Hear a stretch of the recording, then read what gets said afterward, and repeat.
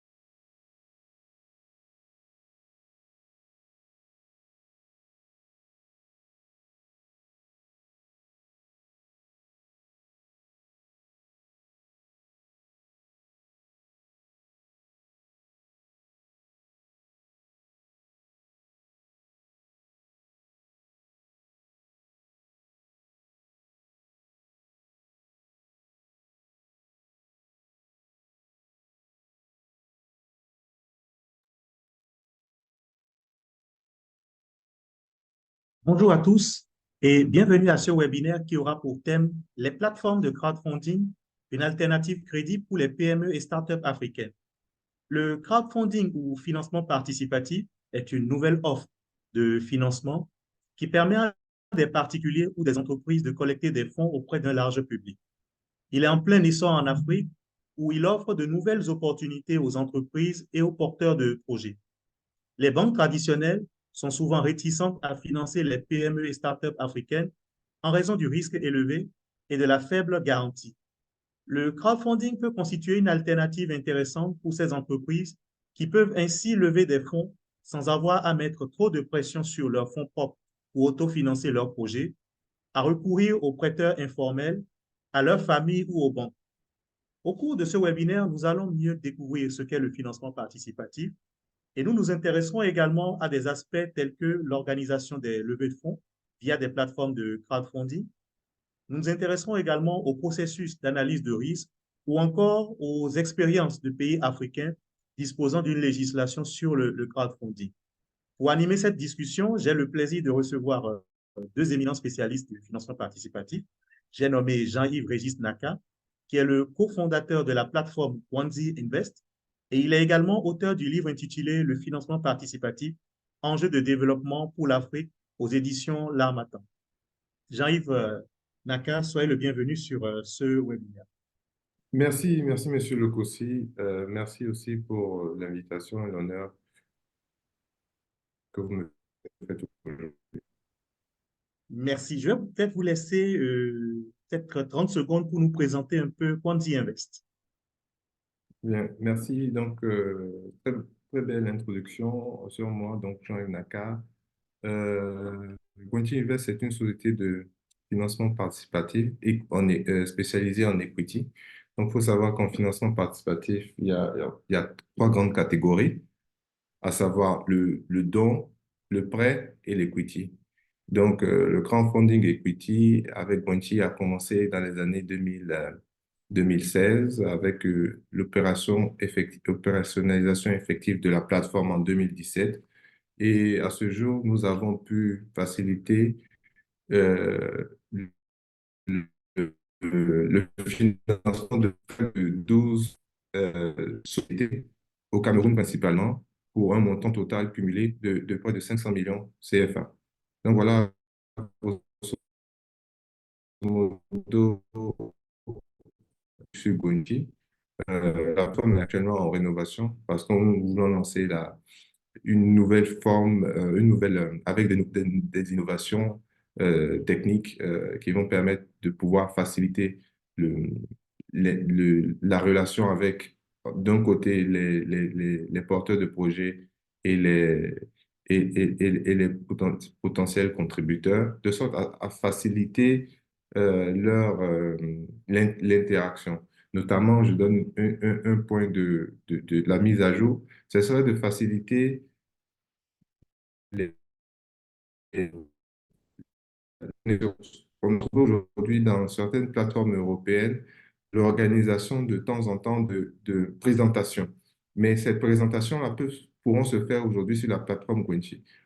Depuis la plateforme, vous pourriez lancer des meetings de sensibilisation, de promotion de votre projet auprès de potentiels investisseurs. Donc, voici ce quoi nous travaillons et nous pensons que d'ici le premier trimestre 2024, la plateforme sera à nouveau opérationnelle. Donc, voilà un peu ce que je pourrais dire. Merci, merci Jean-Yves. Nous avons également le plaisir de recevoir sur ce panel Éric Moutonfo. Donc, il est le fondateur de la plateforme de financement participatif par don et investissement. Je crois que tout à l'heure, Jean-Yves avait présenté la nature des différentes plateformes. Donc, ici, il s'agit d'une plateforme de financement participatif par don et également par investissement euh, au nom de Fiatop. Et donc, cette plateforme permet aux entrepreneurs innovants et à fort potentiel social de pouvoir financer leur préamorçage, parce que ça, c'est quelque chose de très intéressant que nous allons essayer de découvrir le préamorçage. Monsieur Ntonfo, soyez le bienvenu sur ce webinaire Digital Frontier. Merci. Merci, Maxime. Merci bien. Merci. C'est vrai que j'avais déjà commencé un tout petit peu par présenter Fiatop, mais vous pouvez nous en dire un peu plus en 30 secondes, s'il vous plaît. Bien sûr. Alors, bonjour à tous. Fiatop,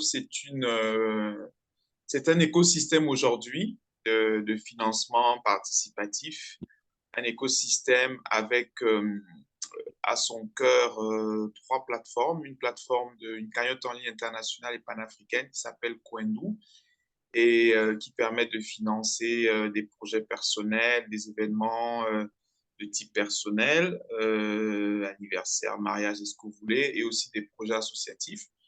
Ensuite, une deuxième plateforme de financement participatif par don, Fiatop, qui finance l'entrepreneuriat africain depuis 2015, 70 projets qui ont levé une moyenne de 6 000, un peu moins de 6 000 euros, donc 398 000 euros levés aujourd'hui. Et enfin, le dernier né de la famille, mais non le moindre, Fiatop Invest, qui a l'ambition de continuer à développer l'impact de cet écosystème en finançant pour des tickets entre 25 et 50 000 euros des entreprises africaines prometteuses en amorçage et génératrices d'impact social. Donc, l'écosystème, c'est ces trois plateformes. C'est aussi 4 000 Fiatopers, c'est des gens qui ont financé en don les entrepreneurs. C'est 24 000 personnes qui ont utilisé la cagnotte Coindou et c'est désormais une cinquantaine d'investisseurs sous la bannière des Fiatop Angels. Donc voilà pour présenter l'écosystème Fiatop. Merci à vous, Monsieur Ntonfo. Je remercie déjà les participants qui nous ont rejoints. Je vois déjà des questions. Je vois déjà une question de Monsieur Fabrice Zagbayou que je vais réserver pour un peu plus tard, dans le webinaire. Une question sur la réglementation. Je crois qu'on va aborder ces aspects au cours du webinaire. Donc, je précise, avant que nous puissions lancer la discussion, les participants, vous avez la possibilité d'interagir avec nous via le chat box. Donc, nous ferons le plaisir, en fait, de relayer les questions vers les panélistes. Je précise également que ce webinaire sera enregistré et il sera publié sur les sites de Digital Frontier Institute et sur YouTube. Nous aurons une discussion qui durera environ 1 heure, après quoi nous ouvrirons également une session pour vous permettre, chers participants, de pouvoir poser vos questions. Donc, sans plus tarder, je vais ouvrir la discussion avec Éric Ntonfo. C'est vrai que le crowdfunding, aujourd'hui, il est assez peu connu. Nous avions déjà des places boursières donc, qui permettent de pouvoir lever des financements voilà, sous forme d'investissement en actions.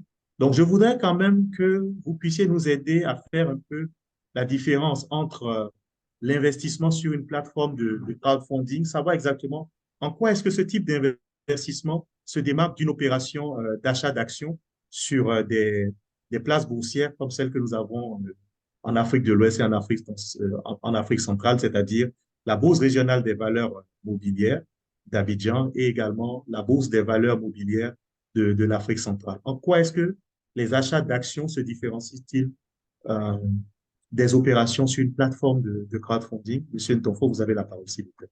Merci. Oui, merci Maxime. D'abord, je voudrais dire que la première chose, c'est qu'il y a une asymétrie très forte d'informations entre ce qui se passe en bourse et le grand public. Le crowdfunding, c'est le financement par le grand public. Or, la bourse, aujourd'hui encore, y compris dans des environnements occidentaux, est un système opaque qui n'est pas ouvert à tout le monde. D'ailleurs, même en France, il existe ce qu'on appelle des clubs d'investissement, qui sont des structures que le législateur a mis en place pour favoriser l'investissement en bourse de familles, de groupes de familles et d'amis. Et donc, le premier différenciateur, c'est que eh bien, la bourse est opaque, la bourse, pas tout le monde y va. Alors que le crowdfunding, ben, on est en général plus proche d'une plateforme de crowdfunding que d'une chambre de bourse. Et parce qu'on on est plus proche parce que sur LinkedIn, on peut trouver facilement un entrepreneur qui se finance en crowdfunding, voilà, que des actions en bourse. Ça, c'est la première chose. La deuxième chose, c'est que en général, on va en bourse parce qu'on veut gagner de l'argent. On va en bourse parce que on veut parier sur des actions qui sont a priori en train de prendre de la valeur. Le principe de la bourse, c'est voilà, de parier sur des actions qui montent et de se dire que on va pouvoir être assez attentif pour que quand elles cessent de monter, eh bien, on puisse se retirer en faisant une plus-value. Donc, il y a vis-à-vis de la bourse un principe de gain financier. Le financement participatif, oui, on peut aussi espérer gagner de l'argent quand on investit dans des projets, mais j'ai envie de dire que pour ce qui nous concerne, c'est-à-dire l'Afrique, c'est d'abord la recherche d'impact. Et ce qui nous concerne, notamment chez Fiatop et Fiatop Invest, c'est qu'on recherche de l'impact et on mobilise les diasporas en particulier, mais aussi les amis de l'Afrique, vers cette recherche d'impact. Donc l'idée qu'il est important de venir financer en dons et en capital des entrepreneurs pour leur donner la possibilité d'aller plus loin. Et évidemment, c'est les entreprises rentables qu'on finance pour qu'effectivement les financeurs, les investisseurs puissent éventuellement un jour s'en tirer avec une, pourquoi pas, une plus-value ou ou un intérêt de compte courant d'associé. Mais j'ai envie de dire que la chose commune pour chuter entre les deux, c'est que c'est un risque. Investir une action en bourse, acheter une action en bourse ou venir en capital, en crowdfunding ou dans une entreprise dans laquelle on vient mettre des fonds, eh bien, on fait face à un risque qui n'est jamais réduit à son minimum. Voilà ce que je peux dire pour faire court de on va dire, de la différence entre les deux mécanismes. Merci, Eric. Mais là, je m'en vais vous poser une autre question. Bon. Euh, en fait, on aimerait savoir aujourd'hui, qu'est-ce qui vous a amené à vous lancer dans l'aventure du crowdfunding? Moi, ce qui m'a amené à me lancer, je me suis lancé en 2014. J'étais chez Orange Orange à Paris. Je m'occupais des écosystèmes d'innovation pour Orange en Afrique, mais j'avais le sentiment de ne pas avoir assez d'impact sur le continent. J'étais dans un grand groupe, mais je travaillais sur le digital, mais j'avais l'impression de pas être assez impactant.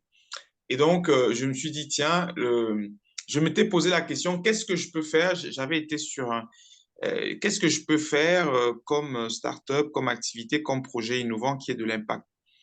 Et j'avais écumé un certain nombre d'idées et j'étais tombé sur le crowdfunding que je trouvais intéressant parce que en 2014, on était au début de la volonté des diasporas d'agir. Les diasporas commençaient à se réveiller. En fait, le réveil avait vraiment commencé en 2010-2011. Mais 2014, on était encore en plein dedans, les diasporas qui avaient envie d'agir. Et de l'autre côté, un entrepreneuriat qui naissait, notamment en Afrique de l'Ouest et centrale. Et donc, je me suis dit qu'il fallait établir les ponts entre ces deux mondes, surtout que je voyageais entre les deux rives avec Orange en Afrique. Je voyageais dans beaucoup de pays. Et donc, je voyais on animait des écosystèmes d'innovation et je voyais donc poindre ce vent d'innovation et d'entrepreneuriat africain. Et donc, c'est comme ça qu'en 2014, je décide de lancer Fiatop pour connecter les deux mondes. C'est vraiment intéressant et je crois que vous arrivez déjà à produire pas mal d'impact puisque vous avez, on regarde vos chiffres, je trouve qu'ils sont assez impressionnants. Vous pouvez nous rappeler un tout petit peu les premiers chiffres de Fiatop? Tout à fait. Alors, Fiatop, aujourd'hui, c'est 70 projets financés sur 12 pays, et sur 12 pays dont la France, parce qu'on finance aussi les diasporas. Fiatop, c'est 396 000 euros levés, donc une moyenne d'un peu moins de 6 000 euros par projet. C'est 4 200 Fiatopeurs, des gens qui ont investi, ont financé en dons pardon, les projets. Et voilà, ça, c'est sur la plateforme en dons. Sur la cagnotte en ligne internationale, bon, qui finance par l'entrepreneuriat, on est à 1 500 000 euros levés, plus de 25 000 contributeurs sur des cagnottes personnelles ou associatives. Et enfin, sur la plateforme en investissement, on a accompagné le financement de notre tout premier projet en début d'année qui avait déjà fait un crowdfunding en don il y a 2 ans, Bioani en Côte d'Ivoire, qui a levé 50 000 euros. Alors, ce n'était pas encore avec notre réseau d'investisseurs, mais là, on prépare une série de 3 entreprises qui vont lever courant décembre et janvier, Burkina, Cameroun et Côte d'Ivoire, qui vont lever grâce justement à la mise en place de nos réseaux d'angels et d'investisseurs qu'on mobilise depuis plus d'1 an. Donc voilà un peu pour appeler les chiffres sur les trois véhicules. Merci, merci. Je vais me tourner maintenant vers Jean-Yves Naka. Euh, Ce sera un peu la même question. Qu'est-ce qui vous a amené à vous lancer dans l'aventure du crowdfunding? Merci beaucoup, Maxime, pour cette question. Moi, je dirais que mon envie de me lancer dans cette aventure,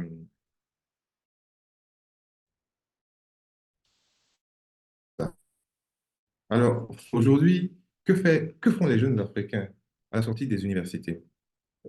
Avec le chômage, comme vous le savez, qui est assez prépondérant dans notre société, donc ce manque d'opportunités, et ceux qui ont des idées assez ingénieuses face au manque de financement de leurs projets. Donc, c'est une problématique qui est de taille et c'est ça qui a commencé à tarauder notre esprit avec un certain nombre d'amis à l'époque, à la sortie de l'université. On s'est dit que si nous, on fait face à cette situation, d'autres aussi peuvent faire face à cette situation. Et qu'est-ce qu'on peut faire avec notre expérience? Qu'est-ce qu'on peut faire pour favoriser l'accès aux capitaux? Donc, avec les expériences européennes qu'on a eues, on a essayé de mettre en place une structure pareille. Là, parce que ce qu'il faut savoir, c'est que le financement participatif, c'est vraiment le moyen de connecter les différentes personnes, de sorte à ce que avec ces différentes, on va dire, de la somme de toutes ces personnes-là, on puisse avoir du financement. Et donc, un de nos amis, à cette époque-là, est allé en Chine dans le cadre d'un échange avec son université. Et c'est pour ça que nous avons appelé notre plateforme Guanxi. Guanxi qui veut dire le réseau en chinois. Donc, on s'est dit, mais en mettant le financement participatif, en mettant une plateforme de financement participatif sur place, on ne va pas nécessairement réinventer la roue, puisque la roue africaine, elle tourne déjà sur cette forme de générosité. La, la, la grande majorité des entreprises qui sont financées, je ne dis pas hier et avant-hier, je parle d'aujourd'hui, sont financées grâce à leur réseau d'amis. Jusqu'à présent, c'est le réseau de chacun qui permet d'avoir du financement de son entreprise. Ce n'est pas la banque, ce n'est pas les fonds de private equity, ce n'est pas la bourse qui permet à quelqu'un de financer son projet. C'est le love money, c'est-à-dire son épargne, son économie et celle que peut lui consentir ses proches qui l'aident à créer à son entreprise. La banque et tous les autres types d'acteurs que je viens de citer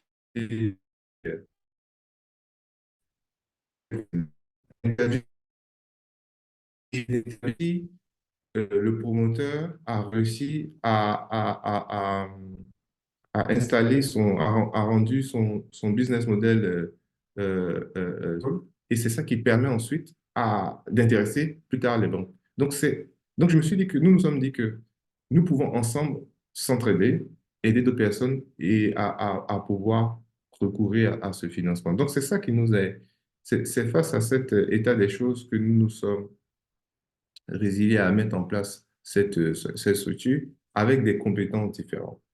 On a dans l'équipe quelqu'un, un Cédric Ngondi, qui était assez plutôt technique, qui avait des notions technologiques. Et moi, j'avais cette notion assez un peu littéraire pour pouvoir.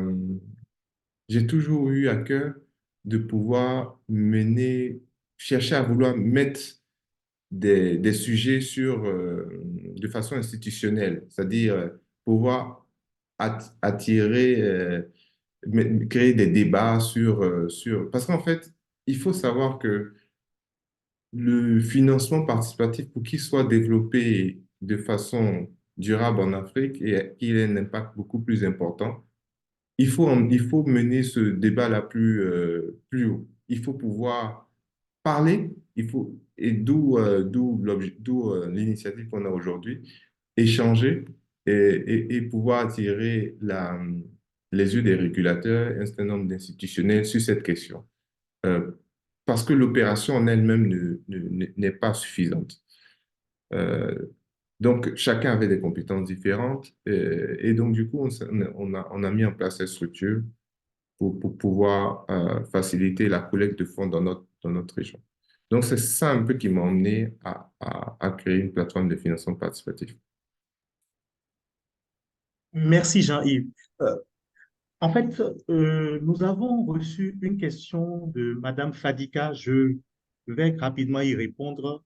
Mhm, Elle demandait les noms des plateformes de nos différents panélistes. Donc, mhm, je viens de l'écrire dans le chat. Guanxi Invest, mhm, la plateforme cofondée par Monsieur Régis Naka. Et vous avez Fiatop, qui est la plateforme fondée par Monsieur Eric Ntonfo. Donc ça, mhm, c'était pour répondre à la question de Madame Fadika. Elle a posé également une autre question, toujours liée à la réglementation, sur laquelle on reviendra un peu plus loin dans ce webinaire. Sinon, je mhm. vais rester avec vous, Régis, par rapport, aujourd'hui, on aimerait quand même savoir, dans les différentes sources de financement qui s'offrent aujourd'hui aux, aux PME et startups africaines, est-ce que vous pouvez nous donner quelques chiffres sur ce que représente euh, le, le crowdfunding parmi les différentes sources de Bien, bien, bien, financement qui sont à leur disposition. bien sûr, bien sûr, bien sûr. En termes de chiffres aujourd'hui, une des difficultés que nous avons aujourd'hui avec le financement participatif, c'est quantifier aujourd'hui les fonds levés. Les études les plus récentes qui sont faites par le Cambridge Center for Alternative Finance, qui est vraiment le, l'organisme même principal qui comptabilise les levées de fonds dans le monde. Leur dernier rapport date de 2021, qui couvre l'année 2020. Donc, vous voyez que les données que nous avons ne sont pas les plus récentes.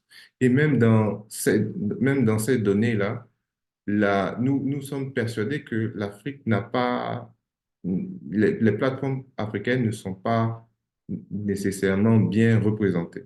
Donc, au niveau mondial, aujourd'hui, nous avons un marché qui tourne autour aujourd'hui à près de 200 000, près de 150 millions, 150 milliards de dollars, avec les États-Unis étant le pays le plus important, avec près de 500 euh, plateformes de financement participatif et un montant de levé en 2013 de 73 milliards de dollars. Et ça correspond à peu près à 65% des parts de marché de tout le marché mondial. L'Afrique, en tout cas en 2020, avait une part très timide sur les levées de fonds. Donc, on avait des montants on attend en 2020, 1,2 milliard de levées de fonds. Mais dans le cas de l'Afrique, ce qui est notable, ce qui est intéressant à noter, c'est l'évolution. L'évolution, on est passé de 44 millions, je dis bien 44 millions de fonds levés en 2013 à 1 milliard en 2020.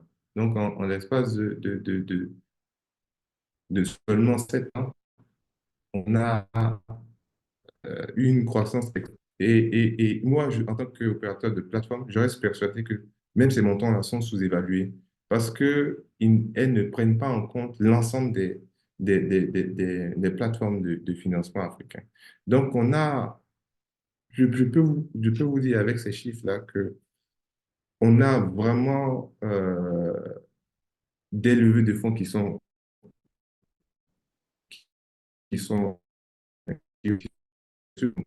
principalement dans 4 pays, le Kenya, l'Afrique du Sud, le Nigeria et le Maroc. Principalement, c'est tous ces pays-là que les levées de fonds sont les plus élevées. Et c'est celle-là qui compte le plus dans les fonds, enfin, comment je peux dire, dans les fonds comptabilisés au niveau africain. Ça, ce sont les fonds levés par les plateformes africaines. Aujourd'hui, le financement en termes en termes de chiffres, les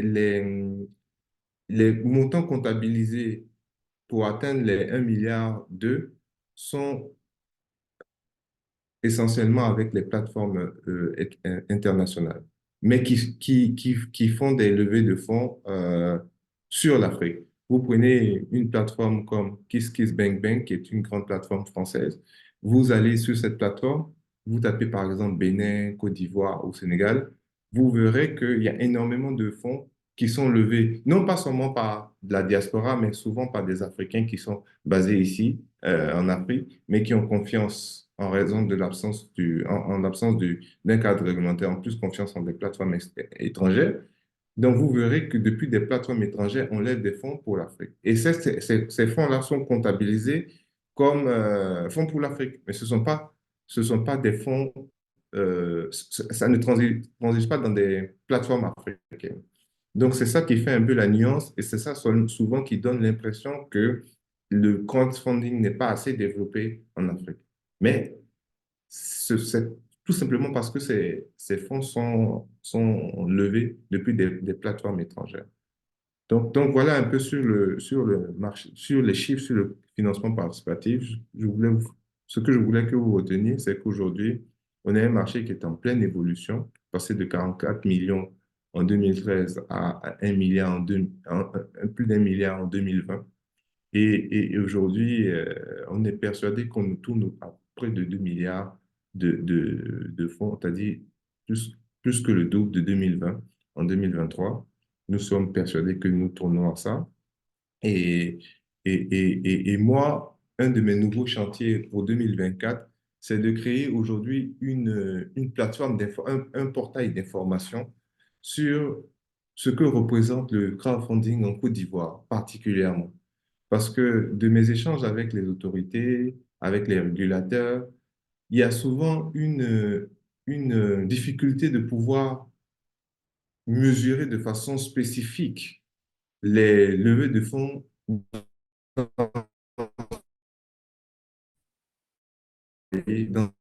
un pays. On veut savoir l'impact de façon précise en termes de fonds levés, en termes d'impact sur je dis, au nombre de sociétés ou de projets financés et de projets résolus. Donc, du coup, ce sont des questions sur lesquelles je suis en train de travailler avec un portail d'information pour 2024 en Côte d'Ivoire.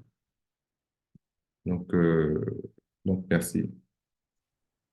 Merci Jean-Yves. Je crois que nous avons bien compris qu'il commence par avoir un peu plus d'engouement euh, pour les activités de crowdfunding en Afrique, mais elles sont essentiellement portées par, je crois que le gros en fait de ces activités sont portées par des plateformes international. Donc, je crois que c'est l'occasion de féliciter des entrepreneurs comme vous, des entrepreneurs purement africains, donc qui essaient de relever le défi malgré le fait que pour certains pays comme les nôtres, nous n'évoluons pas nécessairement avec un cadre réglementaire suffisamment balisé pour inspirer la confiance des contributeurs, des investisseurs. Donc, je crois qu'il faudrait encore vous féliciter en fait pour les initiatives FIATOP et Guanzi Invest. Mais nous, au niveau de Digital Frontier, nous allons essayer quand même de contribuer à la sensibilisation. C'est ce que nous faisons à travers un tel webinaire. Donc, vous nous donnez un peu l'opportunité de permettre au grand public de découvrir un peu ce que c'est que le crowdfunding. Et cela m'amène à poser la prochaine question à Eric Ntanfo, qui est de savoir comment se passe une levée de fonds via une plateforme de crowdfunding. Comment d'un côté, vous sélectionnez les projets et de l'autre, vous arrivez à motiver les investisseurs. Merci. Oui, alors, merci Maxime. Alors, ça dépend du format de crowdfunding dont on parle. Quand il s'agit du don, c'est essentiellement l'entrepreneur qui mobilise, porteur de projet, qui mobilise ses potentiels contributeurs. Parce que, en fait, le don, le don est motivé par le cœur. Et donc, une plateforme ne peut pas susciter cette motivation. Il n'y a que l'individu. En fait, un entrepreneur en crowdfunding, pardon, il est au centre de ce qu'on appelle un réseau d'influence. C'est-à-dire, toute personne, de toute façon, dans la société est au sens d'un réseau d'influence, au sens d'Edgar Covey, qui est un brillant sociologue américain, et qui dit que voilà, ce réseau d'influence a trois cercles. Et en fait, les personnes puissantes, les personnes influentes, ce sont les personnes qui arrivent à susciter l'intérêt de leur cercle d'influence. Le premier cercle, le cercle proche, le cercle un peu plus loin, les amis des amis, et puis le troisième cercle, le reste du monde. Et donc, l'entrepreneur en don, en général, il va mobiliser le premier cercle, il va essayer d'aller mobiliser un peu plus. En prêt, en investissement, effectivement, c'est différent. Dans la mesure où la rationalité étant moins émotive et plus, peut-être un peu plus financière, peut-être un peu plus d'impact, là, en général, c'est plutôt aux plateformes, effectivement, d'aller chercher des investisseurs, des financeurs. Et là, c'est pas simple. C'est-à-dire que c'est tout l'enjeu, justement. Tout l'enjeu, c'est de pouvoir mobiliser la face nord. La face nord de la plateforme, c'est-à-dire la face des financeurs pour aller financer les projets sur la face sud. Et effectivement, tout l'enjeu consiste à bien accompagner les projets qu'on a sur cette face sud-là, dans les pays, bien les accompagner pour pouvoir présenter aux investisseurs des projets dignes de confiance, dignes de durabilité, et puis les convaincre que ils ont, dans leur pyramide de Maslow, ils ont intérêt à y aller, soit parce qu'ils veulent se réaliser et créer de l'impact en Afrique, soit parce qu'ils veulent peut-être, pourquoi pas, gagner un supplément d'argent, soit encore parce qu'ils souhaitent accompagner une personne qu'ils connaissent. Ça arrive souvent qu'un entrepreneur en investissement, on lui dise il nous amène des personnes qui depuis un moment souhaitaient le financer ou la financer sans avoir sans avoir la structure nécessaire pour le faire. Et donc voilà un petit peu les trois familles de personnes à convaincre de venir financer un projet en leur mettant des arguments sur une échelle entre l'impact et un peu de rentabilité financière, un peu ou beaucoup de rentabilité financière. Je ne sais pas si ça répond à la question, Maxime. Ah, vous êtes en mute, du coup. Ah, vous êtes en mute. Ah, désolé. Peut-être je vais compléter cette question. Ça répond à la question. Peut-être que je vais la compléter par une question qui a été posée par un des participants, Fabrice Zagbayou. En fait, il souhaitait savoir, la question était la suivante, est-ce que la réglementation en CEMAC permet le crowdfunding ou bien vous avez une licence pour l'appel à l'épargne publique? Voilà, je D'accord. crois que ça, en fait, c'est des questions que se poseraient des investisseurs. D'accord. Alors, en Afrique, on passe beaucoup de temps effectivement à se poser cette question de réglementation. Alors, il y a trois choses. La première chose qu'il faut savoir, c'est qu'en Europe, tous les régulateurs européens ont laissé faire le crowdfunding avant de réguler. C'est le cas en France, c'est le cas en Allemagne, c'est le cas aux Pays-Bas. Donc, tous ces régulateurs européens ont dit, on laisse faire, on voit comment ça fonctionne et on encadre. Plutôt que de couper l'opération, l'activité, comme ça a été le cas au Maroc, qui a régulé bien après. Donc, ça, c'est le premier point. Et moi, j'ai participé au Cameroun il y a 3 ans à une conférence par le ministère des Finances camerounais qui voulait en savoir plus sur le crowdfunding. Le ministre était là, il y avait même 3 ministres, le ministre des PME aussi. Et en fait, moi, j'étais sur un panel avec des directeurs de banque et autres. Et puis, la question s'est posée. Et ils ont bien retenu, et c'était même dans les takeaways à la fin de la journée, il fallait pas faire la gendarmerie et tout fermer, qu'il fallait plutôt observer, encadrer. Donc, ça, c'est le point numéro un. Donc, les banques centrales aujourd'hui africaines, ouest-africaines et centrales, aujourd'hui, n'étant pas encore outillées pour mettre en place des écosystèmes réglementaires, ont compris qu'il fallait observer. Et donc, il faut se signaler à eux quand on fait une activité. Après, il y a la Consumaf en Afrique centrale et l'équivalent en Afrique de l'Ouest, auprès desquels il faut quand même s'enregistrer quand on fait une activité d'investissement, qu'elle soit participative ou pas. Donc voilà, donc ça c'est la première chose. La deuxième chose, c'est que le cadre WADA qui est un cadre très puissant, hein, on oublie de le dire, c'est le cadre juridique en fait qui couvre le plus grand nombre de pays, le cadre juridique économique qui couvre le plus grand nombre de pays au monde. Le cadre WADA permet d'investir dans une PME à 99. Donc déjà, de par le cadre WADA, on peut faire du financement participatif. Parce que c'est quoi le financement participatif? Ben, ça consiste à ouvrir son capital ou ses fonds propres ou son haut de bilan à plein de gens, même sans faire d'appel public à l'épargne. Donc voilà. Donc le cadre ROADA permet de faire ce financement participatif. Troisième chose, effectivement, ce qu'encadrent les réglementaires, ce qu'encadrent comment dire, ceux qui font la réglementation, c'est l'appel public à l'épargne. Et effectivement, l'appel public à l'épargne, c'est quelque chose qui est encadré comme l'appel public au prêt. Donc, tout le monde ne peut pas le faire. Maintenant, ce qu'il faut savoir, c'est que quand on est régulé en France, on peut faire l'appel public à l'épargne pour un projet au Bénin. Parce qu'en fait, la régulation protège celui qui finance. Le pays qui émet la réglementation protège son ressortissant qui finance son projet. Donc, ça veut dire on peut tout à fait être une plateforme française et comme je crois que c'est Jean-Yves que disait tout à l'heure, et financer des projets au Bénin sans même qu'il y ait un seul contributeur local béninois. Maintenant, effectivement, quand on est une plateforme enregistrée en Afrique, l'appel public à l'épargne aujourd'hui, il est délicat. Il faut quand même se signaler dans les banques centrales et notamment auprès des organes comme la Consumaf et l'équivalent côté Afrique de l'Ouest. Tout ça pour dire que il y a quand même un espace de possibilités et la réglementation n'est pas un frein. Un frein. Nous, aujourd'hui, on fait du mobile money sur 10 pays, sur nos plateformes africaines, alors qu'il y a de la réglementation dans aucun de ces 10 pays. Simplement, je pense que c'est le rôle des plateformes d'être responsables. C'est-à-dire que là où, en général, les pays bloquent l'exercice, c'est que des gens sont passés avant, ont fait n'importe quoi. Typiquement, une plateforme qui arrive, qui collecte 100 millions de francs CFA pour remettre au projet et le promoteur se barre avec l'argent.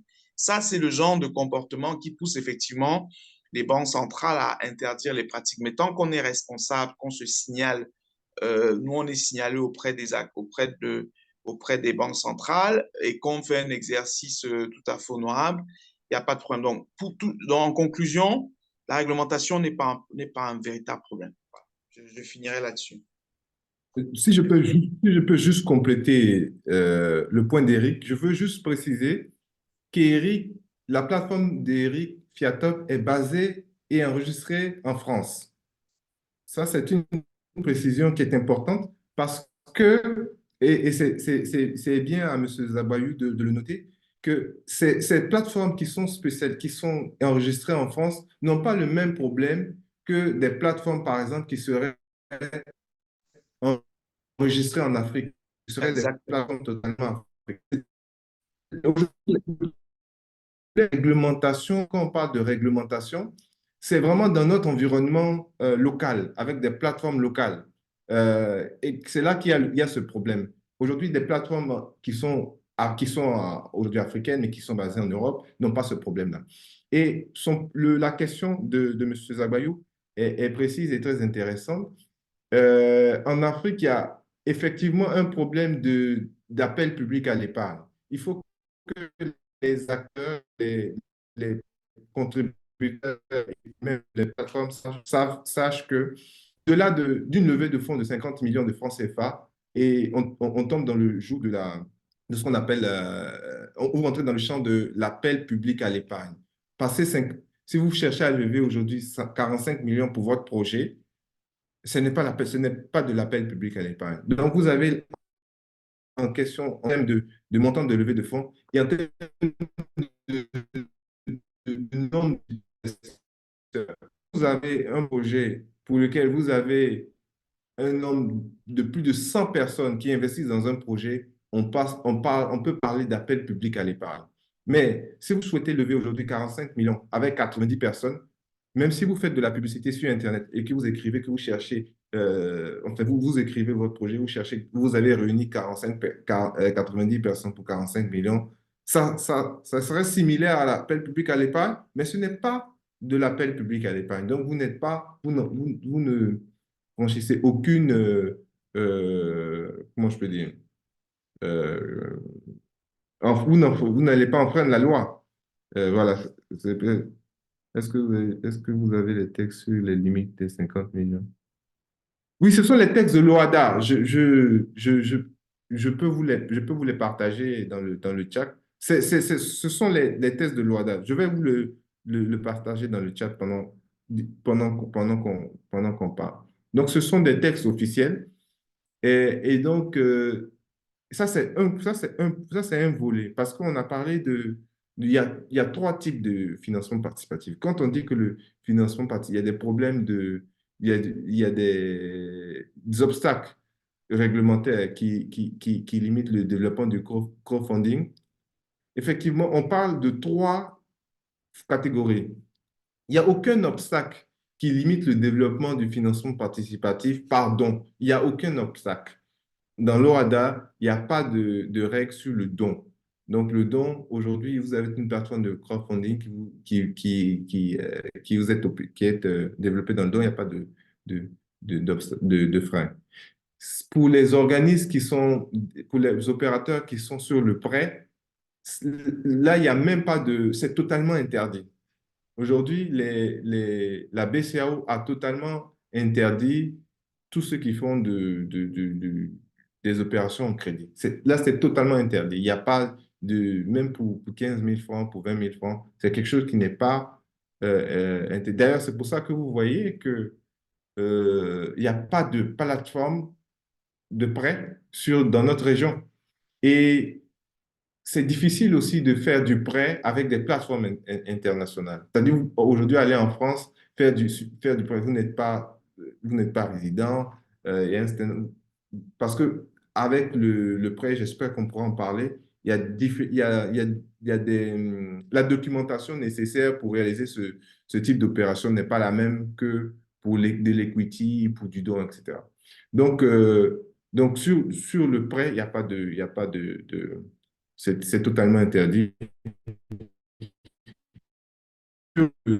Sur l'equity, c'est comme je vous ai dit, ça c'est ça qui touche l'appel public à l'épargne. Il faut être en dessous de 50 millions et avoir moins de 100 personnes pour faire une levée de fonds. Donc, merci. En tout cas, pendant qu'on parle, je vais vous sortir l'acte de l'OADA. Merci, merci Eric, merci Jean-Yves. Je vais rester avec Jean-Yves. On va toujours rester sur la question de la levée de fonds, puisqu'il s'agit Mhm. vraiment en fait de permettre à nos participants de mieux connaître ce que c'est que le crowdfunding et plus particulièrement l'opération de levée de fonds. Aujourd'hui, vous avez une PME qui se tourne vers vous. Mhm. Quels sont les coûts qui sont associés à une campagne de crowdfunding? C'est-à-dire combien cela coûte à une PME une opération de levée de fonds sur une de vos plateformes? D'accord. Merci, c'est une question aussi très, très importante parce que c'est vrai qu'on parle de financement participatif, mais bon, quel est le coût? Que représente ce coût-là pour les entreprises? Déjà, on va dire qu'il n'y a pas de coût fixe. Je peux pas vous dire qu'il y a un coût fixe. Ça coûte tant de francs, c'est généralement en termes de pourcentage. Donc, par contre, je vais essayer de vous donner les grandes catégories de coûts que peut représenter le coût d'une campagne. D'abord, vous avez la commission de la plateforme. La commission de la plateforme. Donc, ça, c'est le premier poste de dépense qui vient à l'esprit quand on parle de financement participatif. Si le niveau de participation peut varier d'une plateforme à une autre, je peux dire que ça se situe entre 4,5 et 8%. 4,5, 8%. Fiatop, si Eric, c'est 7%, si je ne me trompe pas. Fiatop, la commission de Fiatop, c'est 7%. À Guinchi, c'est 6%. Mais à Guinchi, il y a une différence par rapport aux autres plateformes, c'est qu'on fait il y a des frais de dossier.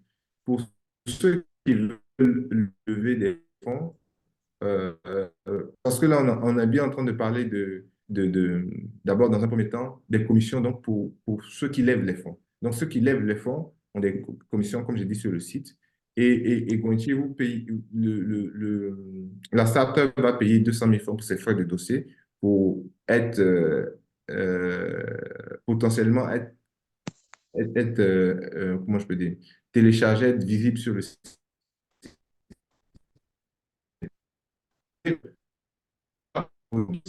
Qui est analysé une Pardon, fois que Jean-Yves. euh, il est, oui, Pardon, Jean-Yves, j'ai l'impression qu'il y a un petit souci du vous côté de m'entendez? Cap. La communication est un tout petit peu, elle est un tout petit peu saccadée. Elle est saccadée. Maintenant, c'est toujours saccadé.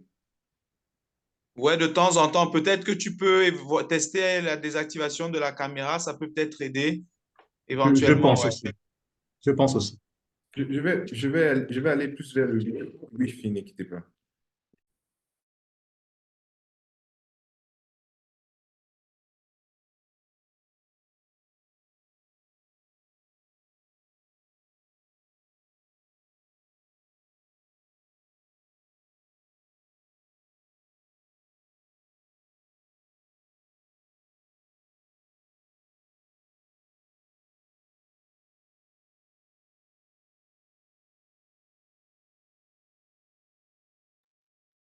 Peut-être en attendant, Eric, vous pouvez nous dire de votre côté quels sont les frais, quels sont les coûts associés à une levée de fonds sur Ici, Fiatop. ça doit être mieux maintenant. Je crois que c'est mieux. Donc, on va laisser la parole, on va laisser Jean-Yves continuer. Merci. Donc, d'accord. Donc, j'étais en train de dire que au niveau de Guanchi, il y a 200 000 francs de frais d'inscription. Et ensuite, les projets en fait, d'abord, c'est une analyse de dossier. Ceux qui peuvent être passés sur une plateforme vont avoir l'opportunité de payer 200 000 francs pour pouvoir publier leur projet sur la plateforme. Et je ne sais pas si vous avez entendu avant quand je disais que les coûts varient entre 4,5 et 8%. Et de mémoire, je sais que Fiatop, c'est 7%. Et Guanchi, c'est 6% plus 200 000 francs de frais de dossier. Euh, mais il faut savoir aussi que la commission, ces frais-là, retenus par les plateformes, sont conditionnés au succès de la levée de fonds. Donc, si bon, la levée de fonds n'aboutit pas, il n'y aura pas de frais pour la plateforme de financement. Donc, ça, c'est sur le côté startup. Mais il y a aussi la campagne de communication. Il y a des coûts qui sont engagés. Donc, le crowdfunding, c'est pas seulement chercher à rechercher des fonds. Pour les levées de fonds, il faut aussi attirer l'attention du grand public, des investisseurs, et leur donner envie de miser sur votre projet. Donc, cela suppose d'abord d'avoir une campagne de communication bien huilée, bien développée. Ça peut partir d'une vidéo de présentation, du sponsoring sur les réseaux sociaux, des articles de journaux, la publicité en ligne, vous voyez. En tout cas, plusieurs moyens, tous les moyens sont bons pour se mettre en scène, pour pouvoir développer une belle histoire. Et ça a un coût. Donc ça, c'est un coût qu'il ne faut pas sous-estimer et ça conditionne un peu le succès de la levée de fonds. Il y a un autre coût qui est aussi important, notamment quand on fait du don avec contrepartie, c'est la fabrication et l'envoi des contreparties. Donc, certains projets, notamment un peu culturels, artistiques ou même de la petite industrie, vous donnent la possibilité de financer leurs projets en échange de contreparties qui ne sont pas financières. Par exemple, ce serait il y a certains entrepreneurs bon, qui fabriquent des jus ou des produits cosmétiques. Ils vont vous dire en échange de 15 000 francs, vous aurez deux lotions qui vous seront offertes ou 5 lotions qui correspondent un peu à la somme que vous allez payer. Mais ensuite, il faut pas perdre à l'esprit que le contributeur peut se trouver au Japon avec aujourd'hui, comme Internet nous rapproche, le contributeur peut se retrouver en Allemagne, euh, aux Pays-Bas, pourtant vous êtes au Bénin. Donc, ça va avoir un coût qui sera important dans l'envoi de ces différents produits. Parce que vous, quand vous allez encaisser la somme correspondant au don que vous, enfin, quand vous allez encaisser cette somme d'argent qui correspond au produit, à la contrepartie que vous allez faire, elle ne dépend pas de la situation géographique du contributeur. Vous faites un truc assez standard, pourtant, si cette personne se retrouve entre le Bénin, le Cameroun et l'Angleterre, les coûts ne sont pas du tout les mêmes, les coûts d'envoi. Donc ça, c'est un point à prendre en mémoire. Et je me rappelle que des premiers échanges que j'ai eus avec une collaboratrice à l'époque de Fiatop, elle avait dit que Fiatop avait aujourd'hui cherché à euh, ne recommandait plus ça à ses clients parce que ça créait beaucoup de problèmes ensuite pour envoyer les différents. Ça coûtait trop cher en fait pour envoyer les différents trucs. Le dernier point que je peux dire, c'est il y a des intérêts sur les emprunts réalisés en crowdfunding. Ce n'est pas le cas dans notre sous-région de l'UEMOA parce qu'aujourd'hui, il n'y a pas d'opération en prêt participatif. Mais j'en parle aussi pour que vous savez, pour que vous sachiez. Les intérêts d'emprunt courent jusqu'à la fin du remboursement final du prêt. Donc, ce sont des taux qui aussi varient de 4 à 7%. Donc, ce sont des coûts qu'il faut intégrer lorsqu'on fait une recherche de fonds par crowdfunding. Donc, voilà un peu, Maxime, les coûts. Merci. Si nous parlons des contributeurs, j'ai une question, je vais peut-être remonter une question de Adama Diallo, que je remercie au passage. En fait, ce qu'il souhaiterait savoir, c'est est-ce qu'il y a un scoring pour les contributeurs au niveau des plateformes de crowdfunding? Parce que je peux comprendre que les projets soient scorés, mais est-ce que les contributeurs également font l'objet d'un scoring? Non, non, pas. Non, non. En fait, il n'y a pas vraiment de scoring au niveau des contributeurs. Chaque contributeur a l'opportunité de voir des nouveaux projets et c'est à lui de s'engager ou non dans les projets. Le scoring des projets intervient en amont. C'est-à-dire que c'est le scoring qui va, selon un certain scoring, ce projet-là va passer la phase où il peut être publié. Parce que ce n'est pas tous les projets qui sont publiés. Sur Guanchi, c'est des centaines de projets qu'on a reçus, mais très peu qui ont été, si je ne me trompe pas, une cinquantaine qui a été mis en ligne, qui ont été publiés et 12 financés. Donc, ce sont très peu de projets au final qui sont publiés par rapport aux projets qui sont proposés. Donc, c'est le système du scoring qui permet de pouvoir les mettre en ligne, en fait. Il y a, et au niveau des contributeurs, il y a pas de scoring. Donc, après, peut-être que Eric peut compléter.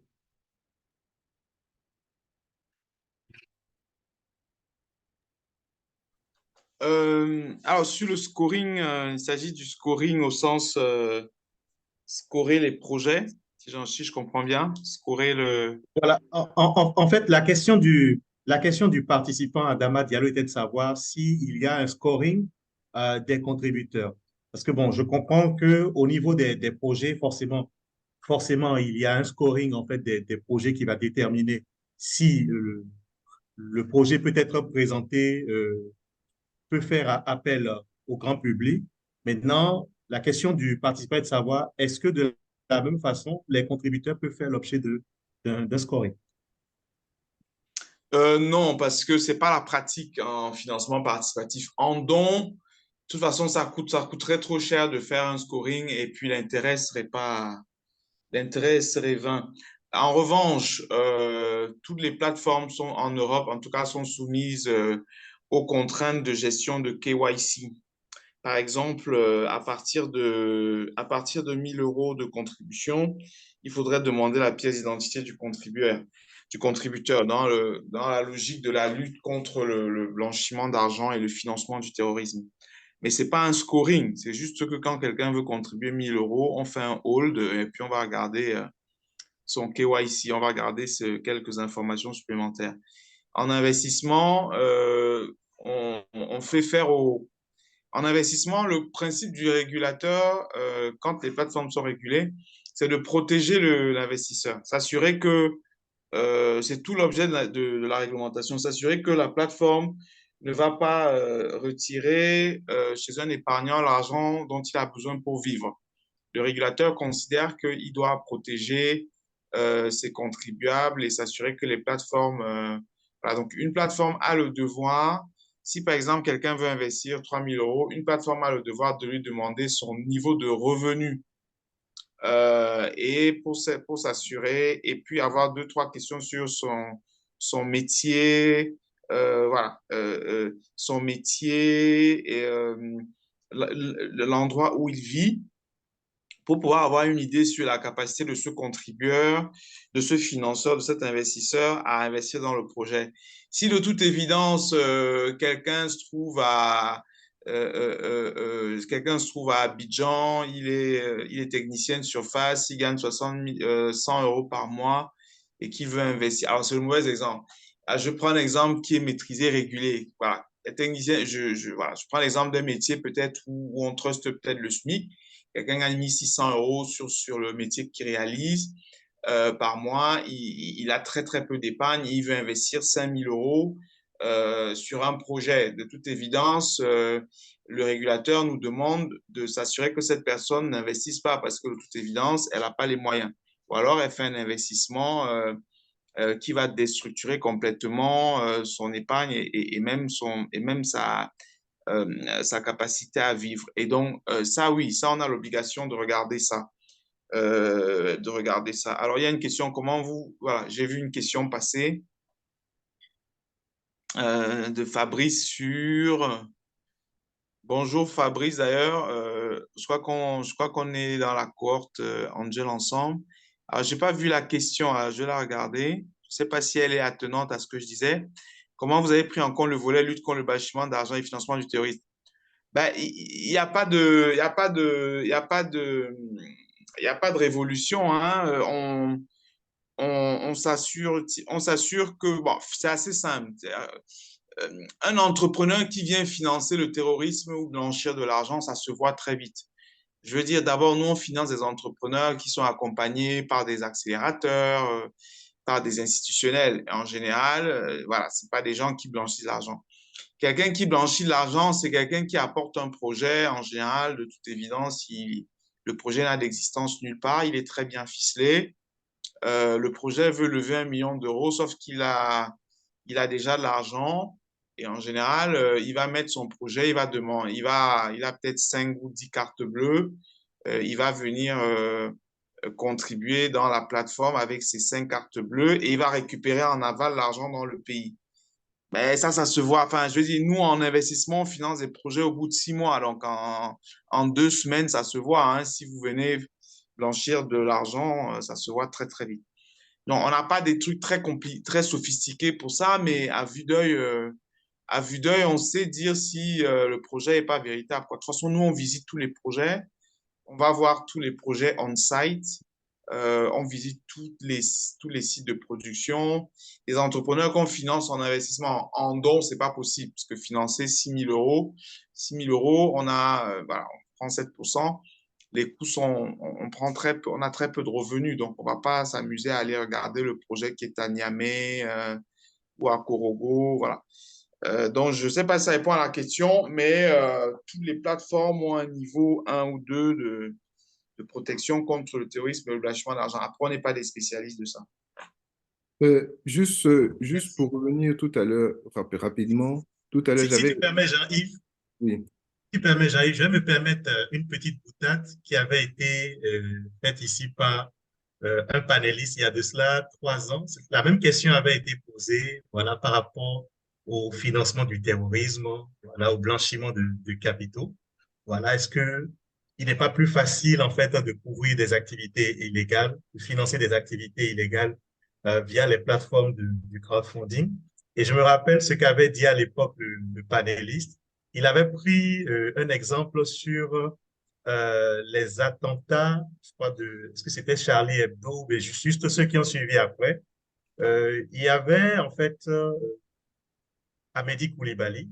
Vous vous rappelez un certain nombre Mhm, d'attentats qu'il y avait eu en France. mhm, Donc, ce que le panéliste disait, c'est que euh, Amédi Koulibaly avait sollicité un crédit à la consommation au niveau de CTLM pour mhm, acheter l'arme. Et vous savez, en matière de crédit à la consommation, lorsque vous justifiez d'un revenu, on ne vous pose pas autant de questions. Donc, absolument. ce qu'il disait, c'est quoi? C'est que les armes qui ont été utilisées ont été payées à partir d'un crédit qui a été contracté au niveau de CTLM. Donc, c'était pour dire que ce n'est pas plus risqué.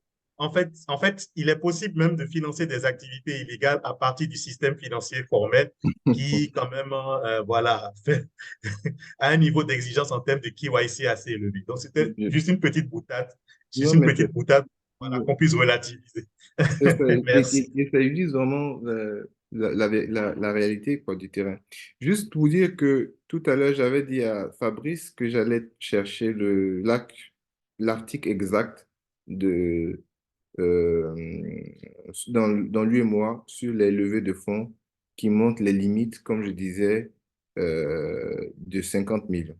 Donc, si je me permets de lire, ne constitue pas une offre publique au sens de l'article 83 si après l'offre qui porte sur les valeurs mobilières, dont le montant total des États partis est inférieur à 50 millions de francs CFA, ce montant étant calculé sur une période de 12 mois, ou qui est adressé uniquement à des investisseurs qualifiés agissant pour un compte propre ou à moins de 100 personnes physiques ou morales agissant à un compte propre, autres que des investisseurs qualifiés par le marché boursier régional des États partis ou par des États partis qui ne sont pas membres d'un tel marché par État parti.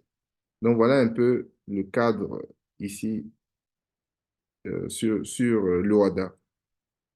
Donc, merci. Donc, over to you, Maxime. Merci, merci. Je vais revenir sur euh, en fait ces aspects de levée de fonds. J'ai une question pour Éric Moutonfo. Aujourd'hui, comment est-ce qu'on arrive à nous assurer de la qualité des informations fournies par les entreprises en fait, qui sollicitent les plateformes de crowdfunding? Comment est-ce que vous, au niveau de la plateforme, vous arrivez à vérifier les informations en fait, qu'elles relaient sur les plateformes de crowdfunding à travers leur note d'information? Alors, comment on arrive à vérifier les informations? Alors, quand on finance en don, on fait pas beaucoup de diligence parce que en don, ce sont les gens qui aiment l'entrepreneur qui lui donnent. Et ça, on ne peut pas contrôler. Donc, en général, l'entrepreneur, il lève ses 7 ou 8 000 euros et en général, il va faire son projet. On signe quand même avec lui un engagement de réalisation. Tout le sujet est pertinent, Maxime, pour le prêt et l'investissement.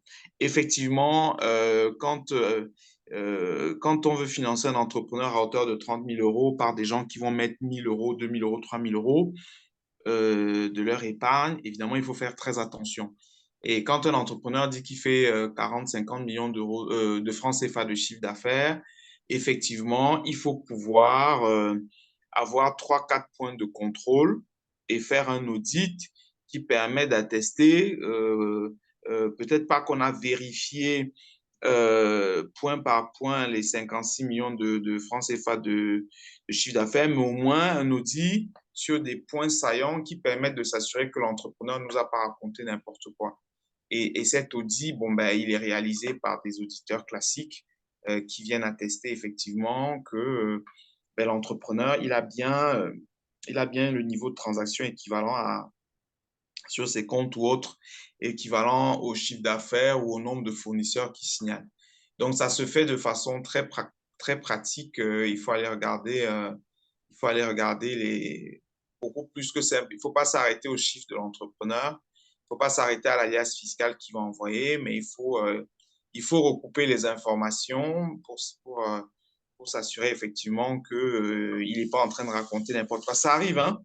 Ça arrive régulièrement qu'on échange avec des entrepreneurs, 6 mois, un an, ils nous donnent des chiffres, et puis quand on va faire une due deal, on ne tombe pas sur ces chiffres-là. Ils grossissent un peu les chiffres. Donc, nous, ce qu'on dit souvent aux entrepreneurs, ce qu'on leur recommande de faire, c'est de donner les vrais chiffres. Parce que de toute manière, ce n'est pas le chiffre qui nous emballe tant que ça.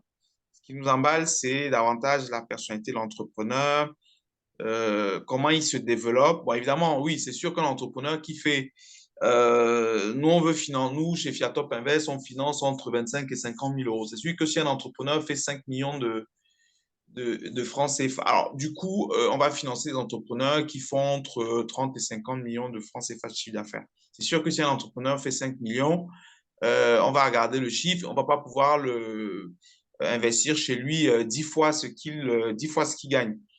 Et effectivement, ça compte, mais mieux vaut donner le vrai chiffre parce que derrière, la patronne est souvent rattrapée par la patrouille.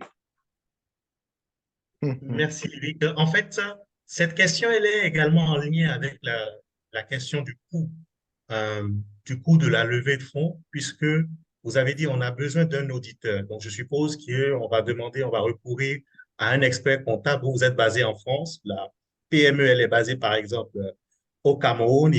Faudra quand même qu'un expert comptable puisse attester de ces chiffres. Donc, forcément, il y a quand même un lien avec le coût du financement, puisque voilà, il va falloir payer également cet expert comptable. Et ce coût ne fait pas partie en fait des coûts que vous avez listés, les coûts de la plateforme, les frais de dossier, éventuellement des intérêts bon, sous d'autres Voilà. sous d'autres Ouais. espaces géographiques. Donc, Oui, alors, en investissement, tout le monde fait à peu près la même chose, que ce soit des fonds d'investissement, des plateformes de financement participatif. En fait, on a des frais de gestion de plateforme qui sont en pourcentage de la levée. Parfois aussi, il y a un frais fixe, comme disait Jean-Yves. Et du coup, en fait, en général, quand même, ce qui est demandé à la plateforme est censé couvrir les coûts de la levée de fonds, que ce soit la due diligence ou le pacte d'actionnaires ou d'autres choses.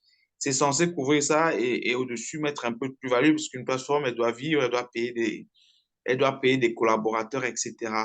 Donc, oui, en général, en tout cas, nous, sur nos plateformes, on essaye d'être assez simple dans la façon de facturer les projets et de toute évidence, on essaie de faire en sorte que les entrepreneurs n'aient pas de quoi payer si la levée n'a pas réussi. En revanche, si un entrepreneur nous mobilise pendant 6 mois et qu'à la fin, il nous dit je ne fais pas de levée, on prévoit quand même, dans le contrat, on prévoit quand même de pouvoir, on lui dit clairement que non, on ne peut pas avoir travaillé pour rien. Donc, on prévoit d'avoir un petit frais fixe à recouvrir. Voilà. Donc voilà, donc la due diligence et tous les frais attenants à la levée sont couverts par le fee que prend la plateforme.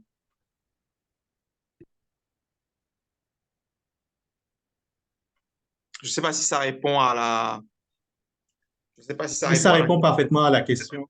Mhm. Ça répond parfaitement à la question. Merci, Eric Ntonfo. La question suivante, je la poserai à Jean-Yves Naka. Comment les entreprises peuvent-elles en même temps être transparentes avec le grand public, mais en même temps éviter que leurs idées soient volées? Parce que c'est vraiment un sujet lorsqu'on va sur une plateforme de crowdfunding, une note d'opération ou bien des informations qui doivent être fournies au grand public.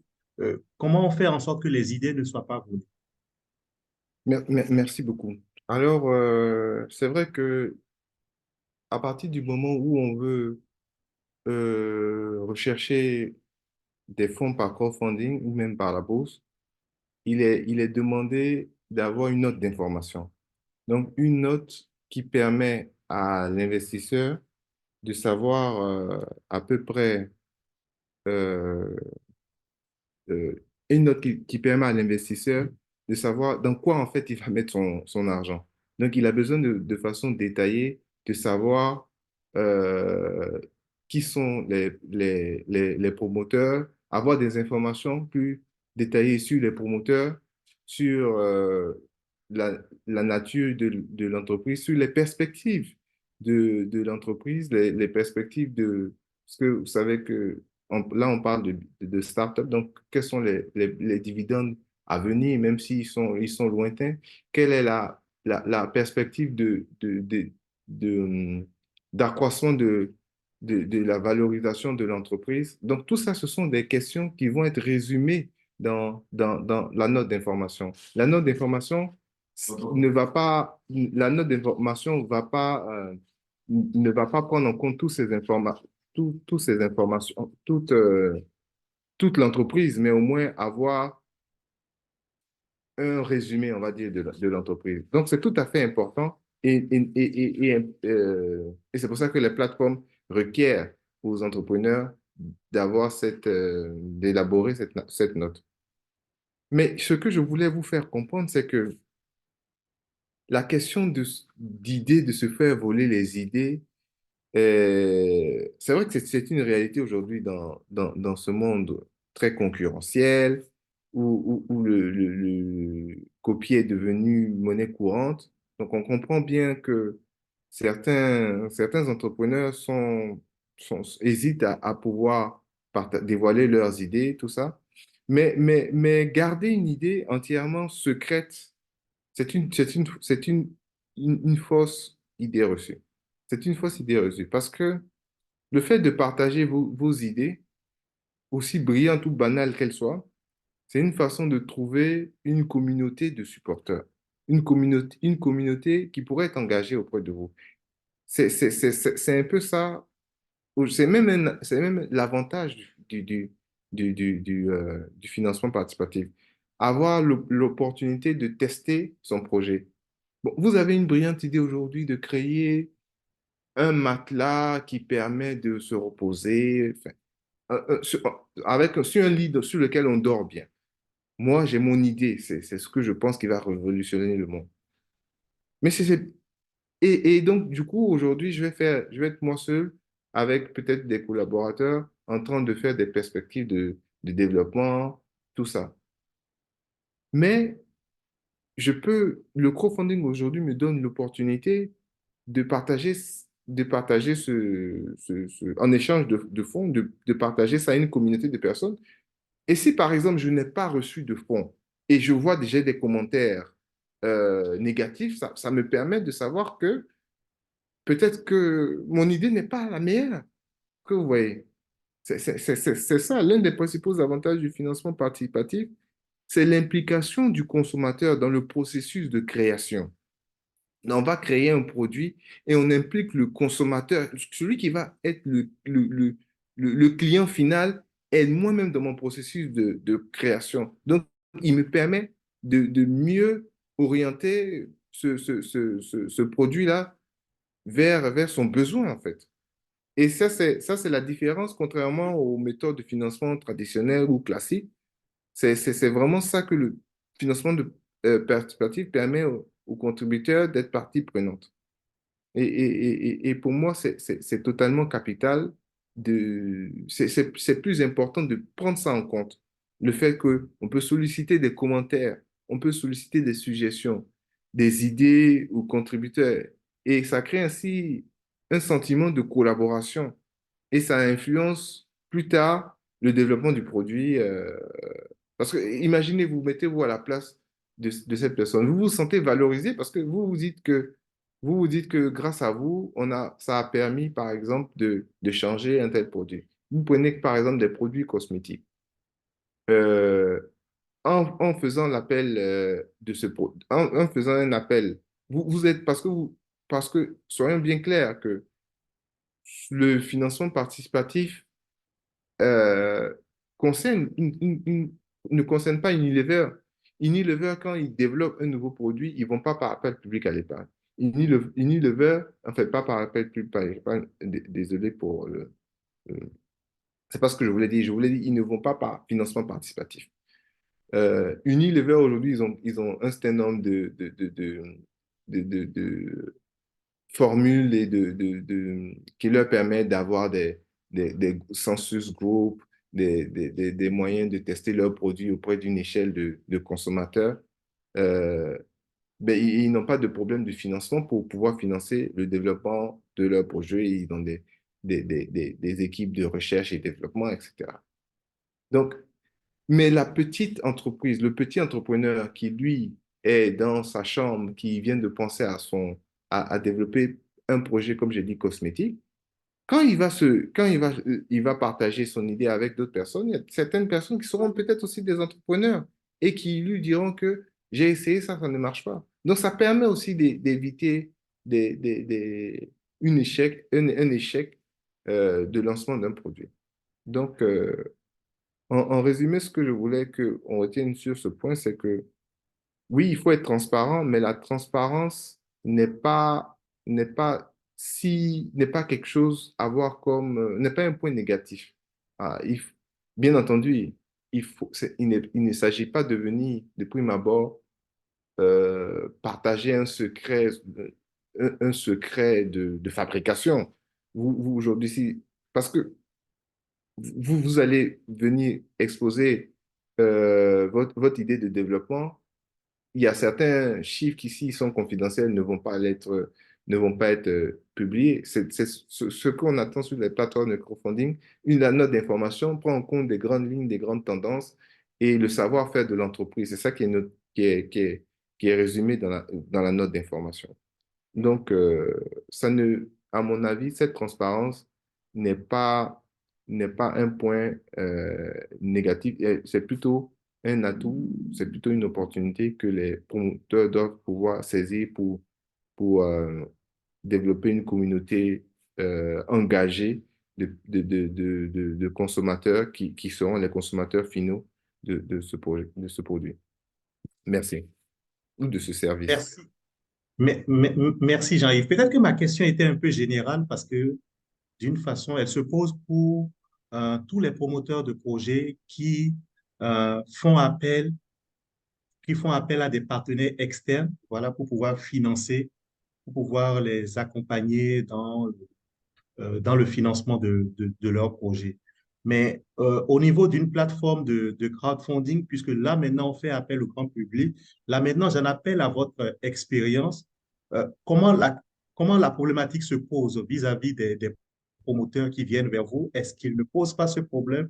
Est-ce que mes idées, parce que à côté de cela, souvent j'ai eu à lire quelques-unes de vos notes d'opération c'est vrai, les projets sont présentés de façon assez sommaire, mais est-ce que ces informations sont parfois suffisantes pour rassurer les investisseurs qui fréquentent vos plateformes? Oh, ok. Donc, mais c'est aussi lié, je vais en même temps répondre à une question dans le groupe. Euh, la question, c'est, un instant, je l'avais vu. C'est comment gérer les risques associés au financement participatif pour les PME et les startups. Donc, en effet, pour moi, ces questions-là sont étroitement liées. Euh, je dirais que ces informations qui sont là sont suffisantes pour pouvoir apprécier la nature de l'entreprise, apprécier une présentation sur le promoteur, etc. Elles sont suffisantes. Toutefois, elles ne sont pas forcément, elles ne doivent pas la due diligence que doit réaliser l'investisseur ne doit pas se limiter uniquement à ces informations. Ça fait partie des informations qu'il doit regarder. Ça fait partie, c'est une autre information. Ensuite, il faudrait qu'il mène des recherches, si possible, complémentaires. Par exemple, on va vous dire que vous allez voir Eric Ntofo sur une présentation qui vous dit que ça fait 15 ans que lui, et qu'il a bien dit qu'avant, il travaillait à Orange. Mais vous pouvez aller chercher sur Internet, par exemple, si c'est vrai. Vous pouvez faire des recherches complémentaires qui vont confirmer ou infirmer les informations dont vous disposez, et ça va vous permettre peut-être de confirmer votre désir de ne pas y aller sur ce ticket d'investissement. Vous voyez, il faut pouvoir, basé sur ces informations-là, aller chercher d'autres informations pour améliorer votre connaissance sur l'entreprise, mais aussi sur le secteur d'activité. Euh, un certain nombre de plateformes. Il y avait une plateforme, il y avait, je me rappelle, un projet sur Gwenchi qui était sur créer une plateforme pour des conseils, une plateforme événementielle. Donc, vous allez, depuis votre plateforme, acheter des tickets pour aller à des concerts. C'était essentiellement de la billetterie en ligne. Bon, c'est une activité qui est peut-être qui est une très bonne activité, mais est-ce que vous connaissez les risques? Donc, il faut pouvoir, basé sur cette note d'information, aller chercher des informations sur ce que c'est que cette activité, ce que c'est que les risques d'une plateforme. Je sais que une plateforme numérique, comme ça, quand elle est créée, investir dans une plateforme numérique, les risques ça fait partie des risques les plus élevés quand on part dans l'investissement. Parce qu'une plateforme, quand vous investissez sur une plateforme et que ça échoue, vous avez tout perdu. Il n'y a plus rien. Mais si vous investissez dans un restaurant, je veux dire à montant égal, vous investissez 10 000 € sur une plateforme et 10 000 € dans un restaurant, si le restaurant ne marche plus parce que le fonds de roulement n'est plus assez, enfin, le restaurant ne peut plus tourner, le fonds de roulement n'est plus assez pour faire tourner l'entreprise, mais il y a quand même des choses qui restent, qui sont tangibles. Dans le restaurant, il y aura des assiettes, des fourchettes, il y aura des fours, il y aura des choses dans le business. Mais sur la plateforme, il y a absolument rien. Donc déjà, le fait d'avoir cette note d'information-là, ça va vous donner le type vous allez avoir un niveau d'information euh, préliminaire sur l'entreprise dans laquelle vous allez souhaiter investir et ça va vous permettre d'aller faire des recherches derrière pour affiner votre recherche. Donc voilà ce que je peux dire. Je pense que tu es sur mute. Oui, merci, désolé. Merci Jean-Yves. En fait, si j'insiste beaucoup sur cette question, parce que je crois que c'est peut-être l'un des plus gros défis, c'est rassurer les investisseurs. Mhm. C'est rassurer les investisseurs justement pour que nous puissions arriver à C'est développer ça. cette activité, qu'il y ait un cadre réglementaire ou pas, puisque dans Mhm. certains pays, même en l'absence de cadre réglementaire, il y a quand même des investisseurs. En fait, Mhm. Mac, j'aurais une question suivante qui, qui s'inscrit toujours c'est toujours la même problématique, donc Mhm. rassurer l'investisseur. Mhm. On aimerait savoir, en fait, quelle est la responsabilité Mhm. euh, de la plateforme Mhm. lorsque le promoteur, lorsque le promoteur du projet est défaillant. Parce qu'on a connu quand même des cas sous d'autres cieux. Je veux parler par exemple de la Chine, de la Mhm. Chine, où il y a eu quand même de gros scandales financiers des Mhm. promoteurs de plateformes, voilà, qui ont eux-mêmes soumis des projets fictifs et du jour au lendemain, la plateforme se volatilise. Je comprends. Moi, je note peut-être quelque chose en lisant euh, les notes, les notes d'opération. Il y a une sorte de Mhm. disclaimer. Je vois un projet, par exemple, qui a été soumis au niveau de Kwanzi. Je lis, Mhm. par exemple, l'investissement. Il est Mhm. inscrit au bas de chaque page de la note Mhm. d'opération. Mhm. L'investissement dans des entreprises non cotées Mhm. présente des risques d'illiquidité et de Mhm. perte totale ou partielle du capital investi. Donc, Mhm. quelle est la responsabilité de la plateforme lorsque le porteur du projet est défaillant? Merci beaucoup. Et donc, du coup, la question du risque, hein, comme l'a dit Monsieur Chaibou, est une question centrale. Et comme tu l'as dit aussi, c'est une question centrale dans le financement participatif. De façon générale, tout ce qu'on fait est risqué. Aller au supermarché, aller au travail, tout ce qu'on fait, c'est risqué. Mais au fil du temps, on a développé des mécanismes qui nous permettent de nous assurer ou de nous permettre de savoir comment éviter ces risques. Donc, dans les exemples déjà évolués, quels sont les risques en fait du financement, dans le financement participatif? C'est des risques de quoi? Comme nous on l'a écrit en dessous de chaque page d'un d'information chez Guinchi, il y a des risques d'illiquidité. Illiquidité, ça veut dire quoi? Ça veut dire que vous investissez dans un titre, d'une valeur qui est mobilière à hauteur de 100 millions, ou je dis 100 millions, à hauteur de 100 000 francs CFA dans un projet, il est liquide, c'est-à-dire que vous ne pouvez plus vendre vos titres. Vous détenez 100 000 francs dans telle entreprise. C'est fini. Vous ne pouvez pas vendre ce titre. Donc, c'est ça qu'on parle d'illiquidité. Parce que et ça, c'est une difficulté qui est commune à toute entreprise qui n'est pas cotée. À partir du moment où vous n'êtes pas coté, il n'est pas aisé de vendre et d'acheter des actions comme ce serait sur le marché de la BRVM, où aujourd'hui, demain, vous achetez Orange Côte d'Ivoire, BOA Côte d'Ivoire, Total Sénégal, vous pouvez, demain, à partir de lundi, quand le marché va ouvrir, vous pouvez les vendre. Donc, du coup, c'est un risque, et qui est un vrai risque, que c'est un risque d'illiquidité.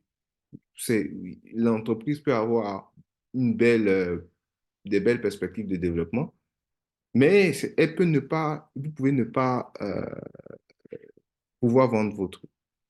Ça, c'est un risque de liquidité. Vous avez un risque de perte de capital, dans la mesure où l'entreprise peut faire faillite, l'entreprise peut disparaître. Donc, le capital investi va totalement disparaître. Je parlais tout à l'heure d'une plateforme où l'investissement sur une plateforme technologique fait partie des investissements les plus risqués. Parce que la plateforme technologique, à partir du moment où vous avez investi et qu'elle n'a pas réussi à atteindre son objectif, la plateforme ne vaut plus rien. Elle n'a aucune valeur. Euh, donc, il y a des risques, voilà, donc qui sont inhérents au projet. Donc, c'est le fait que le projet ne puisse pas aboutir. Il y a aussi des risques de fraude. Quand vous exposez quand vous engagez dans des projets en financement participatif, on encourt des risques de fraude. Les plateformes font un travail de due diligence pour savoir qui sont les meilleurs projets, qui sont des porteurs de projets les plus corrects, les plus sérieux. Mais on sait, elles ne peuvent pas garantir à 100% qui est derrière ces projets-là. Donc, il y a des risques de fraude. il y a des risques d'escroquerie, etc. Et donc, du coup, chaque plateforme met en œuvre ses stratégies, met en œuvre des stratégies pour pouvoir, en fait, faciliter la connexion entre... Parce que le rôle de la plateforme, c'est quoi?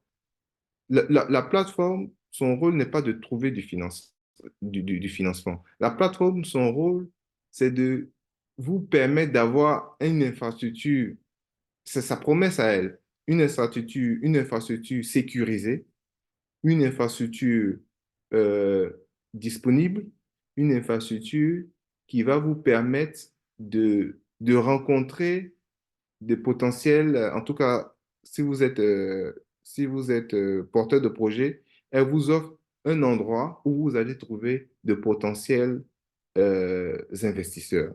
Voici le rôle de la plateforme. Et elle veut organiser cette rencontre-là de la façon la plus sécurisée possible. Et avec les innovations, comme je vous ai dit, que Guanchi sont en train de faire, on veut renforcer aujourd'hui cette interaction, cette relation entre porteurs de projets et investisseurs. Donc, c'est ça le rôle d'une plateforme. La plateforme, son rôle n'est pas de garantir une telle opération, n'est pas de garantir le financement d'un projet et n'est pas de garantir la bonne utilisation des fonds. Le rôle de la plateforme n'est pas de garantir le, la, la, la, la bonne moralité des porteurs de projets. En revanche, la plateforme est consciente que si l'opération ne se passe pas bien, ça va, ça va entacher son image. Et donc, du coup, elle ne va plus avoir euh, d'investisseurs. Donc, la plateforme fait de son max, fait de son mieux, fait, comme je vous ai dit, son travail de due diligence, elle fait ce travail-là au mieux. Donc, ça, c'est un mécanisme de marché, en fait. C'est un mécanisme de marché qui fait que la plateforme, elle sait que pour survivre, pour faire plus de revenus, elle doit pouvoir filtrer les meilleures personnes. Donc, du coup, elle a tout intérêt à avoir les meilleurs porteurs de projets. Donc, c'est pour ça il y a il y a un taux de refus qui est élevé sur les plateformes de financement participatif. Parce qu'elle ne, elle veut avoir les meilleurs profils pour pouvoir d'autant plus que quand ce sont des plateformes qui ont réussi, elle veut avoir des meilleurs profils. Là, ça me fait penser au cas du don. Dans le cas, pardon, du cas du prêt, dans le cas du prêt, les plateformes généralement vous donnent le taux de défaillance des projets, le taux de défaillance des, le taux de défaillance, le taux de défaut des projets qui y sont publiés et qui font l'objet de remboursement de prêts de façon trimestrielle. Donc, on vous donne le taux de défaillance. Donc, donc, plus le taux est faible, plus vous êtes enclin à aller sur cette plateforme. Donc, elles ont tout intérêt. Et la régulation aussi a un grand rôle à jouer dans ça, puisque c'est la régulation qui permet qui permet d'agréer des acteurs. C'est un point aussi important. À partir du moment où un acteur est agréé, ça limite un peu les risques associés parce que vous savez que c'est un acteur agréé donc qui respecte les normes prudentielles édictées par le régulateur. Donc, une autre manière aussi pour gérer les risques en fond, pour gérer les risques en financement participatif, au niveau africain, il y a l'association de crowdfunding, ACFA, qui a, en l'absence de réglementation, a créé un organe qui permet de labelliser certaines plateformes qui respectent des hauts standards d'opération de sécurité, etc. Donc, aujourd'hui, si vous voulez investir sur une plateforme africaine ou des plateformes qui sont dédiées à l'Afrique, mais dans des juridictions où c'est déjà réglementé comme la France. Si vous êtes sur ce genre de plateforme locale, il faut vous référer à l'ACFA. Je pourrais partager leur site Internet. Donc, l'ACFA, qui est en son sein des plateformes africaines, dont Gwenchi d'ailleurs, et les plateformes sud-africaines, kenyanes, qui respectent les normes prudentielles. Donc, voici un peu ce que je peux dire sur sur la responsabilité des plateformes. C'est pas leur rôle de garantir, mais elles ont tout intérêt à pouvoir chercher des projets qui ne vont pas faire faillite pour la survie de leur business. Merci. Merci, merci Jean-Yves. Je crois que nous allons prendre 10 minutes voilà, pour répondre aux dernières questions. On avait déjà reçu un certain nombre de questions des participants. Donc, voilà, nous n'aurons plus de session de questions et réponses des participants puisqu'on avait déjà reçu pas mal de questions. Nous allons prendre 10 minutes pour pouvoir terminer, mettre un terme à ce webinaire. La question suivante sera pour Éric Lutonfo. Aujourd'hui, quels sont les défis à relever pour le développement du crowdfunding en Afrique?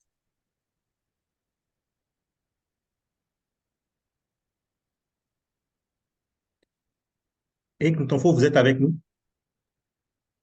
Oui, oui, je suis bien là, oui. Merci. Alors, ouais. Du coup, alors j'aurais une petite contrainte là, Maxime, mais je pense qu'effectivement 10 minutes, ça devrait être suffisant. Alors, les contraintes bon, les enjeux, hein, les contraintes à lever, hein, c'est ça, hein, les verrous à lever quand on est dans le cadre du financement participatif en Afrique. Ben, ils sont de nombreux ordres, hein, ils sont de très nombreux ordres. La question, enfin, on en a un peu de partout. Déjà, évidemment, il y a toujours la double logique don investissement euh, et déjà de savoir en don, qu'est-ce qui manque, pourquoi les plateformes en don il y a eu une kyrielle de plateformes qui sont nées hein, sur le continent il y a une dizaine d'années. La vérité, c'est que très peu continuent. Pourquoi? Parce que il y a plusieurs raisons. La première, c'est que sur le continent, c'est difficile de faire vivre une activité de solidarité économique parce que les gens pratiquent par essence la solidarité au quotidien. Pour vivre moi-même sur le continent depuis 6 mois, je vois à quel point ben, les sollicitations d'ordre familial et social prennent vite le pas sur son envie de se réaliser ou son envie d'impact. Et donc, du coup, les personnes sur le continent ont quand même plus de mal qu'ailleurs à faire du don. Et puis, l'autre difficulté, c'est que en don, les entrepreneurs sur le continent ont du mal à mobiliser un réseau de soutien parce que le réseau de soutien, ben, c'est des personnes qui sont capables de contribuer.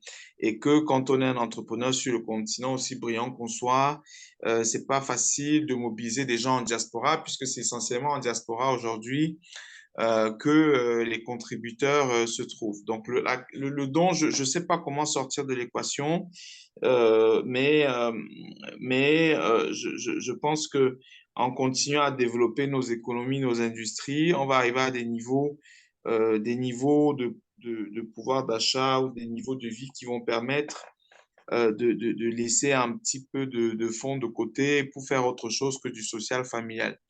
Maintenant, si on vient sur la question du prêt de l'investissement, c'est un autre sujet. Effectivement, il y a le sujet des entrepreneurs. Il n'y a pas encore énormément d'entrepreneurs capables de tenir la contrainte et le rythme nécessaire pour pouvoir lever des fonds. Ça demande d'être très bien structuré, d'être très bien formé. Et ça demande d'avoir des écoles de formation, ça demande de revoir la façon avec laquelle on forme dans l'enseignement supérieur dans nos pays pour former plus d'entrepreneurs from scratch dès la base et former moins de fonctionnaires ou moins de gens qui rêvent de travailler dans des grands groupes, dans des grandes entreprises. Je pense que ça aidera à avoir un tissu entrepreneurial qui soit plus fort, plus structuré.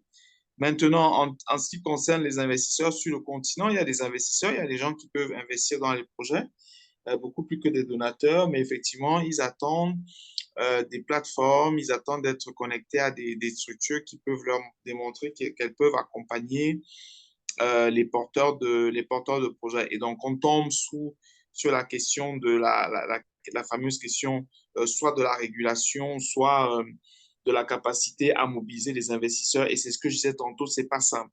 C'est pas simple de mobiliser les investisseurs parce qu'il faut dire la vérité, les investisseurs africains et même en diaspora sont plus frileux à l'investissement. Ils ont peur du risque, ils ont peur de prendre le risque, même sur des montants de 1000 euros, on voit beaucoup de peur. Et ça, est-ce que c'est culturel? Comment est-ce qu'on fait pour lever ces verrous? Toute la question est là. Nous, on va bientôt faire une étude sur les leviers de la motivation des investisseurs, notamment en diaspora, pour comprendre un petit peu ce qui se passe, comprendre voilà, comment est-ce qu'on fait pour baisser la barrière du risque et de la crainte. Donc voilà des sujets qui me semblent être des sujets à adresser. Il y a aussi le sujet de la formation des personnes à investir, à financer les projets. L'investissement reste très tabou. Il y a beaucoup de gens qui ne comprennent pas très bien ce que c'est, alors qu'on peut investir dans des projets à partir même de 250 euros. Par exemple, pour être actionnaire Fiatop Invest, aujourd'hui, nous, on a 25 actionnaires sur le véhicule, c'est-à-dire qu'on fait nous-mêmes du financement participatif sur notre propre véhicule hein, pour montrer l'exemple. On peut prendre des parts à partir de 250 euros. Et donc, on essaie vraiment de démocratiser l'investissement, y compris déjà sur nos véhicules, et à partir de 500 euros sur les projets qui sont en levée de fonds chez nous. Et donc, il y a un gros travail de pédagogie. Or, malheureusement, on ne peut pas le faire, que ce soit Guanchi, que ce soit Fiatop. On ne peut pas faire ce travail parce que il faudrait le faire avec des institutionnels, il faudrait le faire avec les, les pouvoirs publics, les banques centrales et tout cet arsenal de l'écosystème et pour pouvoir vraiment commencer à construire réduire le gap et construire ce pool de personnes par milliers capables de venir financer les projets. Donc, on part de très loin et je pense que les petits acteurs, malheureusement, malgré leur bonne volonté, n'ont pas assez de moyens pour adresser l'ambition, Maxime, que vous soulevez et que tu soulèves. Mais encore une fois, je crois qu'il faut continuer ce travail, il ne faut pas s'arrêter, il faut continuer à sensibiliser, il faut continuer à faire des webinaires comme celui-ci, il faut continuer à participer à des événements, il faut continuer à être présent et continuer à mobiliser toute cette manne, cette jeunesse dynamique africaine, qu'elle soit en diaspora ou sur le continent, et lui faire comprendre surtout que nos économies, et c'est pour ça que moi je suis rentré dans le participatif, c'est que j'ai la conviction que il faut que les Africains arrêtent d'attendre les autres pour financer leur économie. On est toujours en train d'attendre l'aide de la France, l'aide de la Belgique, l'aide de tel pays. Ben, comptez, il y a 60 000 cas de sup africains en Île-de-France. 60 000 cas de sup africains en Île-de-France. Si chaque cas de sup africain met 1000 euros par an sur un projet, on est à 60 millions d'euros. 60 millions d'euros, 60 millions d'euros, c'est 400 milliards de francs CFA. C'était le budget de la Côte d'Ivoire en 1990. Donc voilà, donc on peut faire des choses avec la diaspora, avec le financement participatif, mais encore faut-il que le niveau de conscience voilà, atteigne les oreilles et les brillants cerveaux qui opèrent très bien dans les industries européennes ou nord-américaines. Voilà ce que je peux dire. Merci, merci Eric Moutonfo. Peut-être en 2 minutes, est-ce que Jean-Yves Naka souhaiterait rajouter quelque chose par rapport à cela? Oui, oui. Qu'est-ce qui peut être fait justement pour faire la promotion ou assurer le développement du crowdfunding en 2 minutes, Moi, s'il vous plaît? d'abord, pour assurer la promotion au niveau... Parce qu'aujourd'hui, le crowdfunding, ça a des problèmes en Afrique, hein. Ça n'a pas des problèmes en Europe. ça n'a pas de problème en Europe aujourd'hui. Aujourd'hui, ça permet ça a développé ce qu'on appelle l'économie de proximité. C'est-à-dire que vous avez en France des petits agriculteurs, par exemple, quelqu'un qui est spécialisé dans une confiture vraiment du terroir, va utiliser le financement participatif autour de ça, avec sa communauté, pouvoir développer ce produit-là. Donc, ça n'a pas de problème en Europe. Ça n'a pas de problème aux États-Unis. Vous avez vu les, les milliards de dollars les centaines de milliards de dollars qui sont levés. Ça a des problèmes en Afrique et particulièrement en Afrique francophone. Voilà. Je vous ai dit qu'il y a près d'un million sur Mchanga, qui est une des plateformes la plus développée à Nairobi, au Kenya. Près d'un million de personnes connectées. Donc, ça a des problèmes dans lui et moi. Et pour moi, ça a des problèmes dans certains pays, des Burundi, dans certains pays un peu enclavés, tout ça. Au Rwanda, par exemple, ce n'est pas encore assez développé. Pour moi, un des points essentiels, c'est la régulation. Parce que c'est la régulation qui va faire le développement de plateformes locales. Parce qu'il y a la plateforme locale, la plateforme internationale, si je peux dire. Et pour que la plateforme vraiment internationale ait plus de poids au local, il faut que le local soit développé parce que ce sont les locaux qui sont au contact des populations, ce sont les locaux qui sont dans notre propre environnement, etc. Donc, il faut que le local soit développé. Et aujourd'hui, pour que le local soit développé, il faut une vraie réaction, une vraie réponse du régulateur. Donc, il y a eu beaucoup de choses qui ont d'initiatives ont été entreprises. Eric, tout à l'heure, a parlé de la conférence qu'il avait participé au Cameroun il y a quelques années avec des autorités de haut rang. Il y a il y a des rencontres qui sont organisées avec les acteurs du marché. Il y a des conférences qui sont organisées, des publications, des mesures temporaires qui ont été organisées, qui ont été consenties, par exemple au Ghana, jusqu'à aujourd'hui à atteindre une régulation. Bref, il y a beaucoup de choses qui sont faites dans nos pays africains, mais dans la plus grande partie des pays africains, les réformes sont toujours en cours. Mais cette attente, il faut le souligner, entretient un climat de méfiance et un climat un peu de peur qui se caractérise et qui est visible par la faible participation des Africains dans les campagnes de financement participatif. Donc, c'est ça tout le programme. Le financement participatif se développe très bien, sauf en Afrique, sauf en Afrique, parce que les Africains sont peu à prendre part. Certains certains ont essayé des levées de fonds, mais ont été découragés parce ils n'ont pas eu les montants qu'ils voulaient, ils n'ont pas eu même, ça a été un échec. Donc, donc tout ça, ça enclenche donc un climat de méfiance et un climat de découragement aussi de la part des porteurs de projets. Mais pour moi, tout ça, c'est la régulation. Et le problème et l'absence de la régulation entraîne ça favorise à ce que les internautes soient sans repère, en fait. Les internautes ne soient pas assez sensibilisés sur cette question, sur des risques aussi encourus, et d'autres, on va dire, les plus intéressés, sont victimes d'abus de confiance. Parce qu'il y a des projets qui se font passer pour des plateformes, puisqu'il n'y a pas il y a pas puisqu'ils sont sans repère, ils vont sur des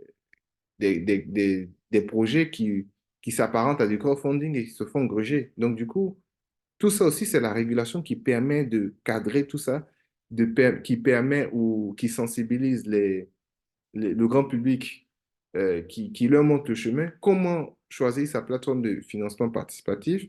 Qui sont-elles? Aujourd'hui, regardez aujourd'hui.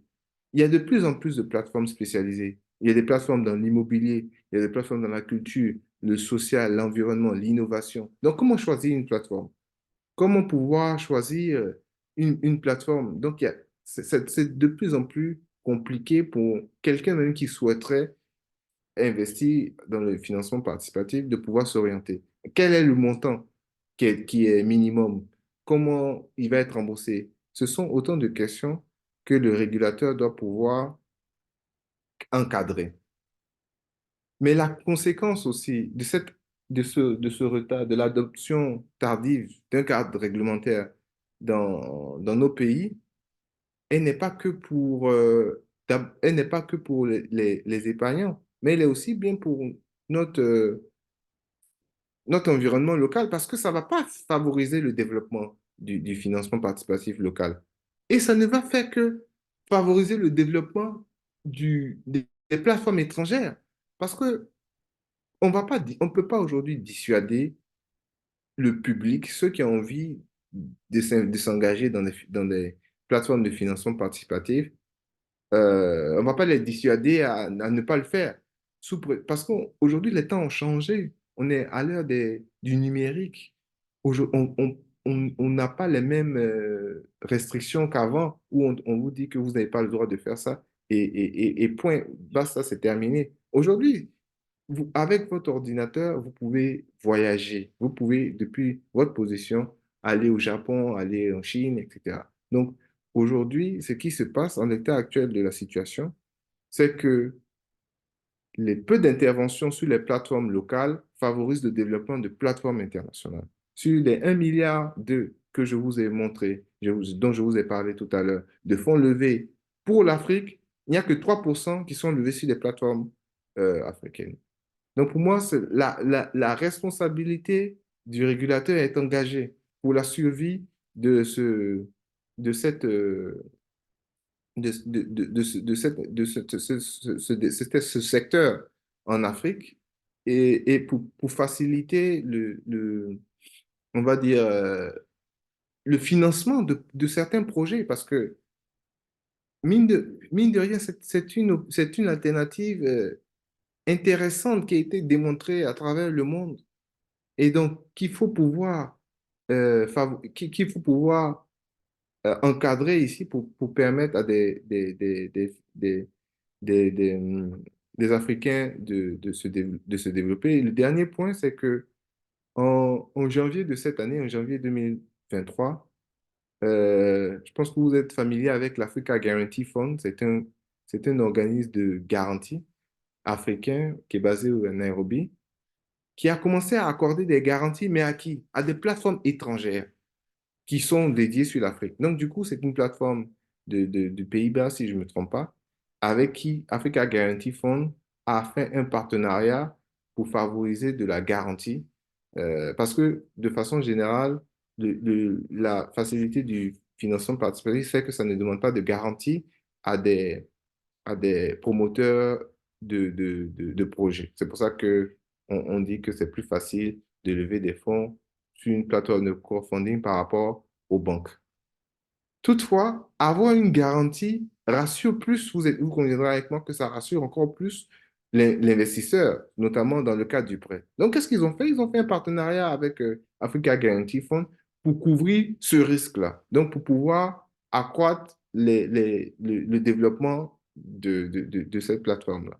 Et c'est au profit d'acteurs internationaux. Donc, ça ne profite pas vraiment à l'Afrique. Donc, pour moi, c'est ce que je voulais dire. Aujourd'hui, il faut vraiment à l'heure on va dire, on est arrivé à la croisée des chemins et il faut que le développement voulu, tel que voulu par nos gouvernements, puisse vraiment profiter, soit vraiment drivé par des Africains et qui puisse profiter aux Africains. Donc voilà un peu ce que je voulais dire et je voulais vous remercier pour votre attention, pour votre intérêt et aussi pour votre accompagnement parce que contrairement à d'autres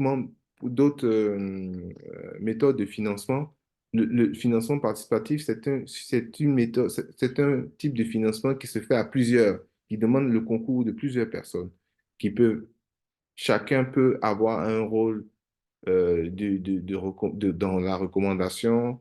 Chacun peut avoir un rôle en tant que soutien, en tant que contributeur, en tant que porteur de projet. Donc, c'est l'affaire de tous. Et votre intérêt, votre présence aujourd'hui me réjouit et m'encourage à continuer à œuvrer pour ça. Je voudrais vous remercier infiniment. Merci, Jean-Yves. Les plateformes de crowdfunding, une alternative crédible pour les PME et startups africaines, c'était le thème de ce webinaire organisé par Digital Frontier Institute. Je voudrais remercier très sincèrement les deux promoteurs de plateformes de crowdfunding, Jean-Yves Naka de Quanchi Invest et Eric Moutonfo de Fiatop, qui ont accepté d'animer cette discussion. Si on doit retenir un chiffre principal de cette discussion, c'est qu'aujourd'hui, le crowdfunding, nous avons sur le continent africain 1,2 milliard de dollars qui sont levés via les plateformes de crowdfunding, ce qui veut dire que c'est une source de financement qu'il faut désormais considérer. Voilà, lorsqu'on est un promoteur de PME en Afrique. Malheureusement, aujourd'hui, seuls 3%, 3% euh, des plateformes de crowdfunding sont des plateformes gérées, dirigées par des promoteurs purement africains. Tout le reste des financements levés se fait via des plateformes internationales. Donc, il y a un véritable défi aujourd'hui en termes d'engouement, voilà, en termes de mobilisation des investisseurs, des donateurs, des contributeurs. Il y a également un défi en matière de mise en place d'un cadre réglementaire, justement, qui permettra de favoriser cela. Je retiens aussi que sur les plateformes de crowdfunding n'ont pas vraiment comme responsabilité de pouvoir garantir bon dénouement le bon dénouement des opérations. Leur rôle est beaucoup plus de pouvoir de connecter des investisseurs à des promoteurs de projets. Donc, il y aura encore beaucoup d'autres choses à retenir, mais je crois qu'on va peut-être s'en tenir à cela. Merci encore une fois à Jean-Yves Naka et Eric Moutonfo qui ont accepté d'animer cette discussion. Merci aux participants qui nous suivent depuis le début de ce webinaire. Sur ce, je vous remercie une fois encore et je vous dis à très bientôt. Merci beaucoup. À très bientôt. Merci. Merci. À bientôt sur un nouveau webinaire Digital Frontier. Au Merci. revoir. Au revoir. Merci, au revoir.